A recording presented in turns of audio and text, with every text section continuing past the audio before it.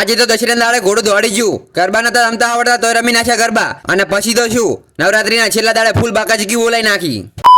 રાત્રે મોડા સુધી જાગ્યો એટલે સવારે 10:30 ઉઠ્યો અને બેસી ગયો નાસ્તો કરવા માટે. પછી હું આવી ગયો પીછાના ઘરે, થોડું કામ હતું એટલે. અને પછી હું રમવા બેસી ગયો પીછા જોડે. ઓને ટાઈમ પાસ થતો નહીં એટલે મારા જોડે રમવા આવે છે, બીજું કોઈ નહીં.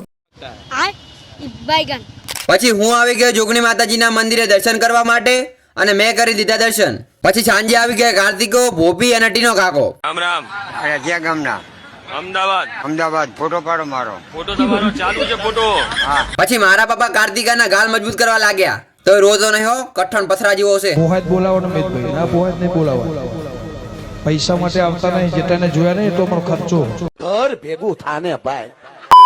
રાત્રે હું આવી ગયો ભવાઈ જોવા માટે મંદિરે અને મેં કરી નાખ્યા માતાજીના દર્શન. પછી આવી ગયા પેલો કાકો અને અમે YouTube ચેનલ વિશે ચર્ચા કરવા લાગ્યા. પછી મેં બનાવી નાખી માતાજીના મંદિરની રીલ. કેવી આવી છે કોમેન્ટ કરજો. અને હું કેવો લાગુ છું એ તો કહો. ये क्या तमाशा लगा रखा है तूने? ये तस्वीरें दिखाकर क्या साबित करना चाहता है तू? क्या साबित करना चाहता है तू?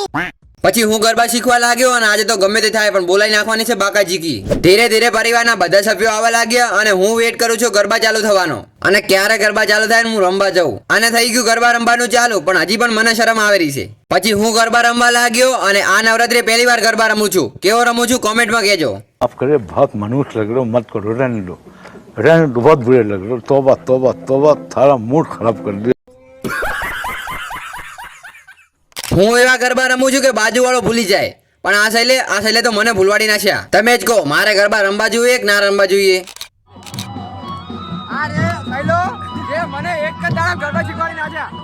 દશેરા દાડે ઘોડો દોડાય છે. અને આ છે વિક્રમની.